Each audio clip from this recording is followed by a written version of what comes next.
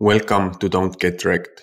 I'm a crypto enthusiast since 2013 and the web developer behind buybitcoinsmart.com. Today, I'll show you how to buy Bitcoin in Cape Verde. Step 1. Choose the exchange. To begin, go to buybitcoinsmart.com, type in Cape Verde or click the link below and you'll see a list of all the best exchanges to buy Bitcoin in Cape Verde. Choose an exchange that suits your needs.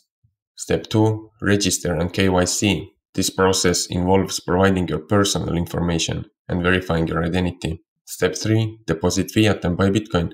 This process is different depending on which exchange you chose, so make sure to follow their instructions. Thanks for watching. Make sure to click the link below to see the updated list of all the best exchanges in Cape Verde. If you like this video, don't forget to subscribe.